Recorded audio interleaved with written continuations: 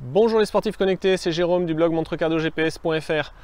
Je vois souvent sur les groupes Facebook des gens qui se plaignent parce qu'ils ont perdu 2 points de VO2 max alors qu'ils suivent un plan d'entraînement, qui s'entraînent à fond et qui viennent de faire une séance de fractionné. Bon, donc aujourd'hui on va parler VO2 max. Je vais vous dire ce que c'est, comment ça évolue, comment ça se mesure et qu'est-ce qui peut fausser la mesure de VO2 max qui est faite par nos montres cardio GPS, parce qu'en fait une montre cardio GPS c'est pas forcément le meilleur outil pour mesurer son VO2 max. Alors déjà, qu'est-ce que c'est? VO2 max, c'est le volume maximum d'oxygène que votre corps arrive à capter et à transmettre à vos muscles. Donc il y a une analogie qui est très simple, qui peut être faite avec la voiture. Votre voiture, elle va injecter dans le moteur de l'essence et puis de l'air qu'elle aura capté par l'avant du capot. Et tout ça, ça produit une puissance et ça fait avancer la voiture. Votre corps, il fonctionne de la même façon, c'est-à-dire qu'il va pomper du sucre qui est présent dans le sang, qui est soit obtenu parce que c'est du sucre, soit obtenu par une transformation de graisse. Il va y ajouter de l'oxygène qui passe par vos poumons et il va délivrer une puissance. Donc voilà, alors c'est quelque chose qui a une unité un petit peu compliquée, hein, c'est des milligrammes par kilo par minute. Donc c'est-à-dire que ça dépend du poids de votre corps et ça dépend de la durée. Donc c'est pour ça que c'est par minute.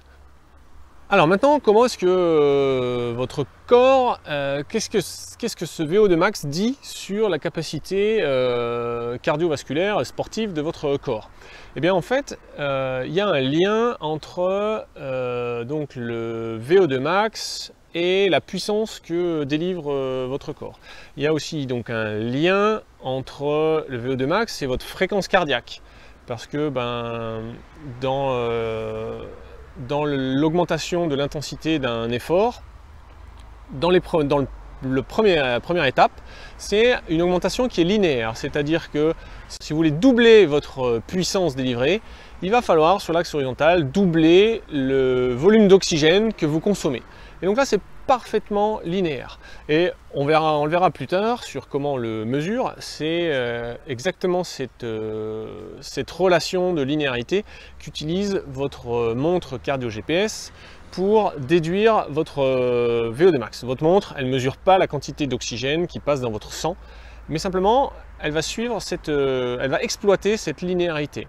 Et la puissance délivrée en VO2 max, en course à pied, ça se calcule par une approximation, mais en gros c'est quelque chose qui dépend de votre poids, qui dépend de votre allure, et en gros c'est ce que fait Polar quand il mesure la puissance au poignet avec leur Vantage V ou leur Grit X, sans aucun capteur. Et bien c'est tout simplement ce qu'ils vont utiliser les données de poids, les données d'allure et les données de dénivelé, parce que plus vous montez, plus vous dépensez de l'énergie pour délivrer de la puissance pour monter.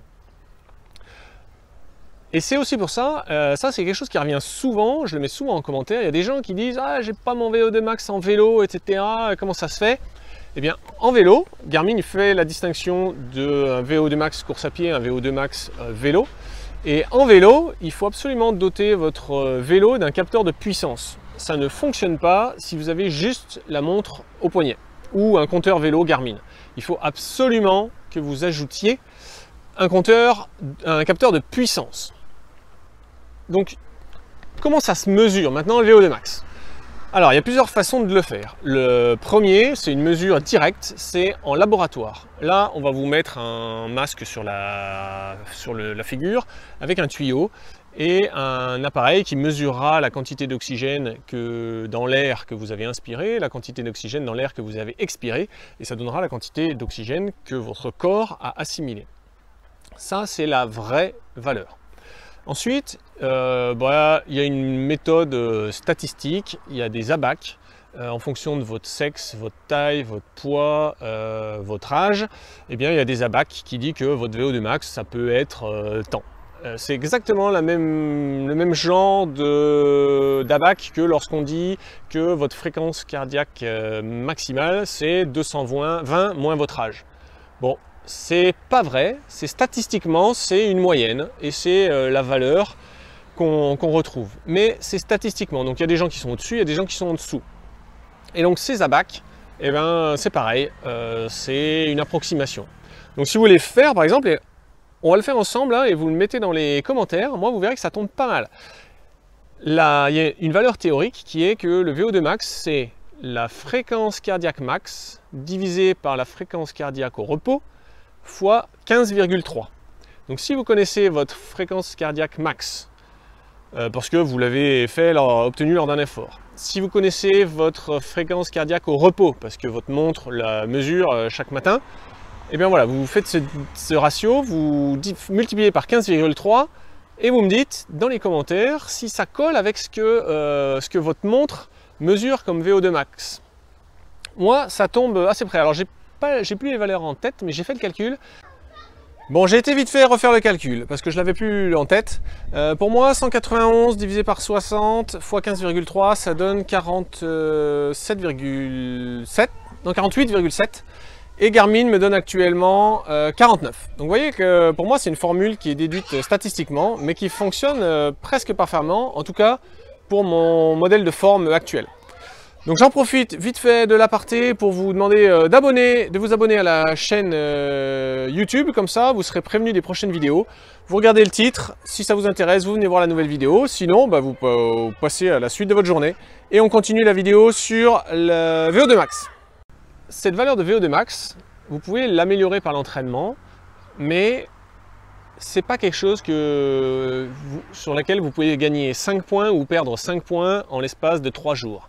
Si vous faites une séance et que votre valeur de VO2 max dans l'appli de votre montre gagne ou perd 5 points, c'est qu'il y a un problème, c'est qu'il y a quelque chose qui a faussé. Donc on en reparlera dans la fin de la vidéo. D'ailleurs, si vous aimez cette vidéo, mettez-y un j'aime, c'est déjà sympa pour moi et puis ça permet à YouTube de présenter cette vidéo comme intéressante à plein d'autres gens, donc c'est super. Je disais, si votre VO2 max gagne même 3 points en l'espace de 3 jours ou perd 3 points, c'est que l'algorithme a été faussé par votre sortie du jour. C'est pas possible. Le VO2 max, c'est à la base, c'est beaucoup de génétique. Et puis ensuite, ça se travaille par l'entraînement, mais c'est quelque chose qui progresse doucement, très lentement.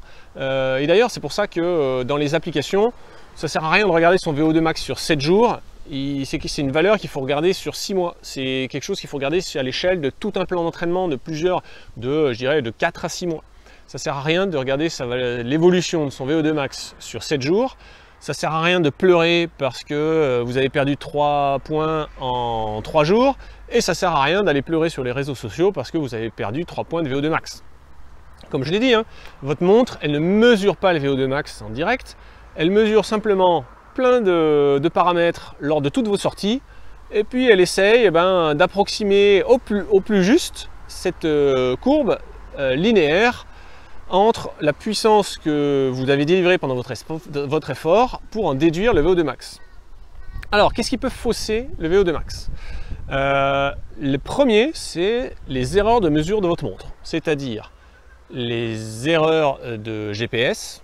Donc si votre montre fausse a une valeur d'allure instantanée qui est fausse, et bien forcément les données seront fausses, donc les résultats des calculs seront faux. 2, forcément vous y avez pensé, c'est le fait d'avoir une mesure de la fréquence cardiaque par un capteur cardio-optique qui est aussi fausse. Des fois je vois des courbes partagées sur les groupes Facebook où des gens qui ont couru à 206 battements par minute pendant 45 minutes, c'est pas possible. Mais du coup cette séance elle va fausser l'algorithme de calcul de VO2 max. Donc pour ça il vaut mieux porter une ceinture cardio. Ensuite, il y a les problèmes des ultra-runners. Les ultra-runners, ils font des séances longues, mais jamais à très haute intensité. Ils enchaînent des bornes, mais ils sont en zone 2, voire zone 3, cardio. Or, le VO2 max, il fait un plateau. Donc à partir du moment où vous arrivez en zone 4 et 5, le VO2 max, il n'augmente plus. Il y a une valeur plateau. C'est pour ça que c'est un max, VO2 max. Mais si vous voulez aller courir plus vite, votre corps, là, il bascule dans une filière de production énergétique qui est anaérobique, donc c'est-à-dire qu'il n'y a plus besoin d'oxygène. Et donc le VO2 max fait un plateau. Mais si vous courez toujours à allure très modérée, eh ben, votre VO2 max il peut être sous-estimé parce que vous n'avez jamais atteint le moment où la consommation énergétique part comme ça et où le VO2 max fait un plateau comme ça. Ensuite, il y a le problème des trailers parce que les trailers, en fait, en fonction du terrain, ça fait varier leur fréquence cardiaque. Donc, là où la montre cherche une relation entre allure et fréquence cardiaque, eh bien, si vous êtes sur du plat, ça fonctionne très bien d'un jour sur l'autre, d'une sortie sur l'autre. Mais dès lors que vous commencez à faire des montées où votre fréquence cardiaque s'emballe et votre vitesse diminue, là l'algorithme il se dit « Ouh, attends, est-ce que ça c'est pas une valeur de VO2 max qui est plus basse que ce que j'avais pensé ?» Parce que finalement, visiblement quand je regarde sa fréquence cardiaque, il en chie alors qu'il n'avance pas très vite. Donc voilà, tout ça, ça peut altérer l'analyse des données. Ensuite, il y a des éléments d'environnement comme la chaleur et puis des éléments physiologiques comme la fatigue. Parce que là aussi, vous pouvez faire le même parcours à la même allure. Si vous êtes fatigué ou s'il fait très chaud, votre fréquence cardiaque, elle sera 6 ou 7 battements par minute plus haute. Donc l'algorithme, il va se dire, tiens, il a perdu un peu de capacité cardiovasculaire, parce que visiblement, il court à la même heure que d'habitude, mais il en chie plus. Bon, en fait, c'est juste un problème de chaleur ou de fatigue, parce que vous avez fait la fête la veille. Donc, tout ça pour dire que c'est pas la peine de s'alarmer parce que votre montre vous indique que vous avez perdu 3 points de VO2 max. Déjà, perso, je ne fais pas un entraînement pour gagner du VO2 max. J'imagine que vous non plus, vous faites un entraînement pour vous préparer à une course, pour atteindre un chrono sur cette course. Que votre montre, elle vous dise que vous ayez un VO2 max de 57 ou un VO2 max de 55, si au final vous avez rempli votre objectif de chrono, il n'y a pas de problème. Alors, je dois quand même mettre un bémol là-dessus, puisque un des intérêts de la VO2 max, c'est justement de pouvoir ajuster l'intensité de vos séances d'entraînement en fonction de vos capacités. Donc pour ça, il vaut mieux faire un test, et comme ça vous êtes fixé. Vous faites un test, alors soit en labo, soit si vous ne pouvez pas, vous faites un test de demi-Cooper, donc de 6 minutes. Et puis ensuite, vous vérifiez si c'est concordant avec ce que dit votre montre, et au moins vous êtes fixé. Si c'est concordant, très bien, vous pouvez continuer avec les valeurs de votre montre. Et si ce n'est pas le cas, vous prenez la valeur qui a été mesurée, pas la valeur qui a été calculée par votre montre. Et donc, c'est de toute façon quelque chose qui évolue lentement. Donc là aussi, c'est pas la peine de rester les yeux fixés sur votre appli après chaque sortie de course à pied pour voir si votre VO2 max, vous avez pris un point parce que vous avez fait une séance de fractionné. Non. VO2 max, je rappelle, c'est une donnée qui évolue très lentement avec l'entraînement parce que ça demande des adaptations physiologiques qui sont longues. Voilà, votre cœur, il ne gagne pas du muscle comme ça parce que vous avez fait 2 séances de fractionné.